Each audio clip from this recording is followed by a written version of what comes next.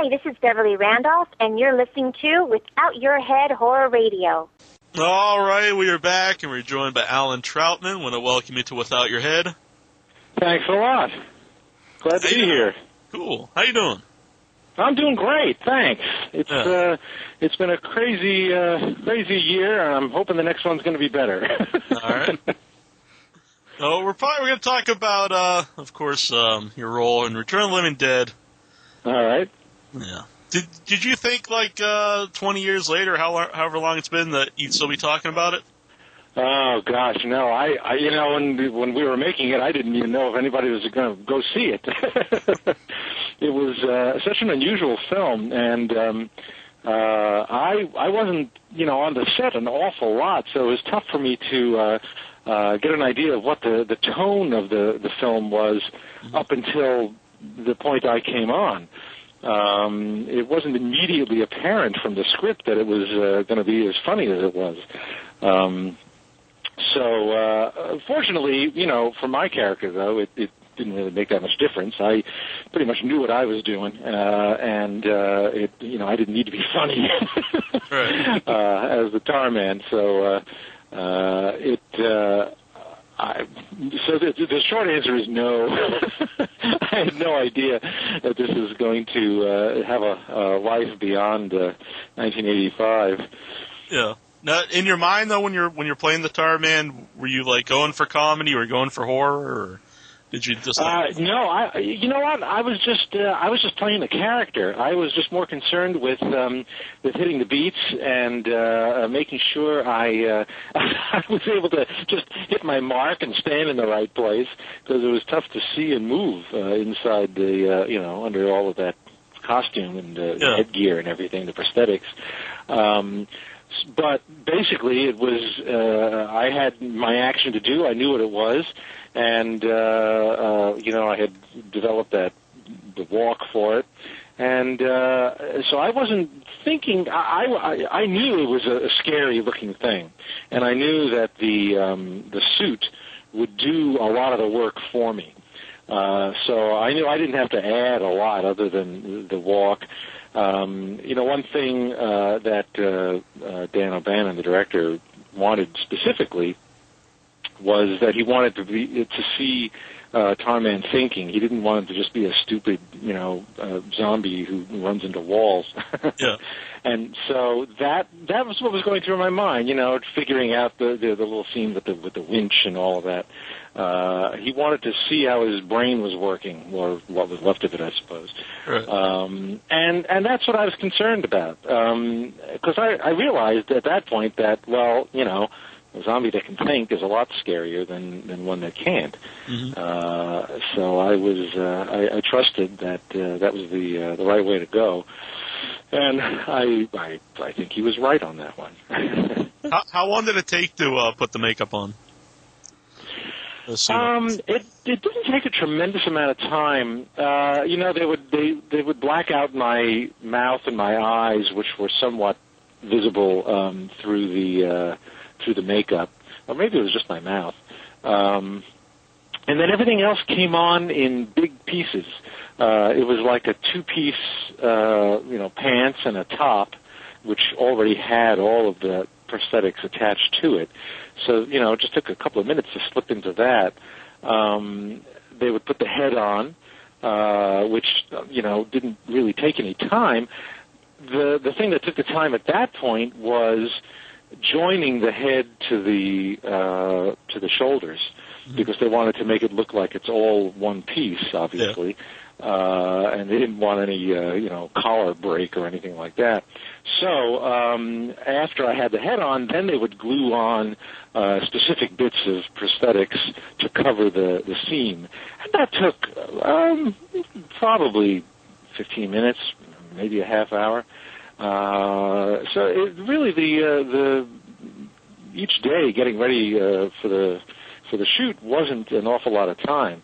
What I did spend a lot of time doing was just sort of sitting around with the head on, which wasn't that much fun, but that sort of goes with the territory.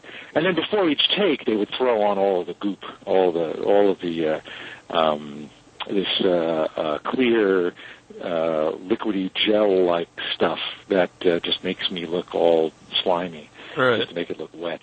It looks like you really almost slipped and fell in one of the scenes in the movie. Was it really hard to walk with all that stuff on? Yeah. You're probably thinking of when he pulls the curtain aside and I grab his head to the first. Yeah, when you're about to bite his brains. Yeah. You could actually see my feet slipping on the ground. Yeah, it was tough because, I mean, like I said, I was all drippy, and that stuff really is like like a lubricant, you know. And so it was a little tough to keep my balance. But that was really the only time I almost lost my balance, and that, you know, involved sort of heavy lifting because I was dealing with the other performer, and our weights shifted, and it's not something we really rehearsed in detail. You know, Dan sort of wanted to not only move the schedule along, I'm sure, but also just to keep it fresh and keep it looking like it's a surprise. And so I don't remember, you know, doing a full-scale rehearsal on that, full speed, until the cameras were rolling. And if I remember correctly, I don't even think we did that many takes on any of this. So it's all very, it's a little messy around the edges, which is kind of nice. Right. It's a nice effect because it looks, you know, it looks like they're really struggling. And it was on the commentary they mentioned that Dan offered extra money for any of the zombies who wanted to eat actual brains. Were you offered any money to eat real brains? No, I didn't have to do that because I wasn't in any of those scenes. Yeah. I didn't play any of the other the zombies there that were actually eating things because you know, my just biting his head. Yeah, because you know, I didn't have prosthetics directly on my face. They created a whole sort of a helmet mask thing, like a Darth Vader thing that goes over my whole head. And so you can't really see me eating because the mouth doesn't work like that. It sort of opens and closes as I open and close my jaw, but that's about it. It doesn't, you know, I can't really chew or anything like that. Was it your real tongue that pokes out? Yeah, that's me. That's just something I discovered after I put the head on and I was just fooling around with it in front of the mirror.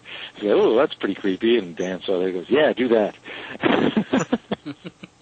John, you got a question? If you look really closely, you may have to pause it or look at a still frame.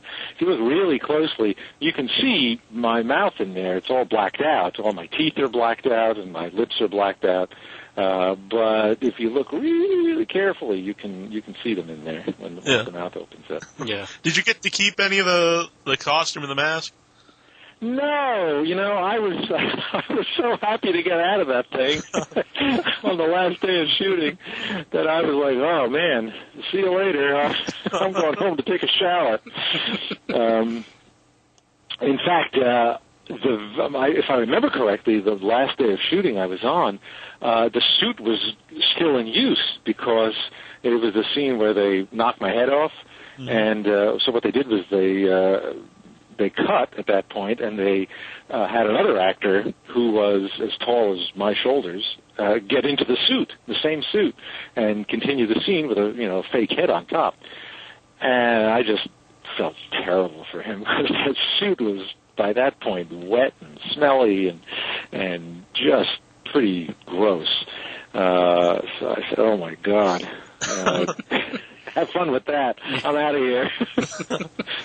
The guilt was getting to me. TRG from our message board, he wants to know, did you scare anybody while you were in the suit? Well, I think I scared Beverly pretty good because I think, Dan really wanted to surprise her. I mean, obviously she knows in the script I'm going to be popping out, but I believe that he tried to keep her from seeing me, at least in the basement there, up until the time the cameras were rolling. They wanted a real reaction from her. So obviously she wasn't, she didn't think there was a zombie on the set. But I think that might have helped there. Other than that, no, I didn't really scare anybody. They would have had to have let me out on the street to do that, which, would have been fun for Halloween. Right. She actually mentioned on the documentary part on the DVD that, and she also said that he didn't tell her about the step that was going to break away. Yeah, I heard about that too. That they actually they had a stunt person there, but they actually had her run up the stairs and break through. So I don't know what to say about that. Well, what did you think of Dan O'Bannon? Well, working for him. I thought he knew exactly what he wanted, and he had a very clear idea of what he was going for. And obviously, I knew what his credits were up to then, and so I went with whatever he said because I trusted him. I figured this guy knows what's going to be scary and what's going to work. I appreciated the fact that he was treating the Tar Man like a character and treating me like an actor instead of just a guy in a suit, because he knew that, like I said before, a zombie that can think is a lot scarier. And so the more you see him working things out and learning and acting on that, the scarier it becomes, because you figure, well, he's going to be tougher to beat. And so, I enjoyed the experience as much as anybody could in a suit like that. Right. There was a lot of sitting around. The schedule was a little loose. They never quite knew when I was going to be needed, unfortunately, so I spent a lot of time sitting around with a head on. Yeah. That, I felt I probably could have. They probably could have worked that out a little bit better, but other than that, I think it's great. Because I know they said on there that they shot it in order, like all scenes in order, and I was wondering, like, since you have two scenes in the movie, pretty much, so you had to be there the whole time in between those two scenes, and just didn't film them at the same time. They did sort of film them at the same time. I may have had a little time off in between, but they definitely shot those two scenes in order. I hadn't heard about the rest of the movie. I'm not quite sure how. Generally they'll shoot all the scenes in one location, getting together, but they would. But maybe indeed they did do them in order. I know they shot my first scene in the basement first. I remember that distinctly. My first day on the set was coming out of the shadows there. And I remember very distinctly coming out of the basement when they opened the door and they knocked my head off. That, I recall, was my last shot. So there was probably some time off in between because there was they obviously were changing sets. They were in the basement set the first time and then the regular set the other time. Yeah. So I don't recall how much time was in between. Actually, it's been a long time now. Yeah. But I can tell you that my scenes were shot in order anyway. Yeah. What did you think about the sequels? Have you seen all the sequels? Well, I was in the first sequel, right. Part 2. It was sort of they never quite explained why Tarman was back after getting his head knocked off. Or this is a different one or whatever. And getting blown up by a nuclear missile. Yeah, exactly. So I guess it's just some other Tarman. There's a whole family of them, Mr. and Mrs. Tarman somewhere. Right. They're just churning out Tarman babies or something. I don't know.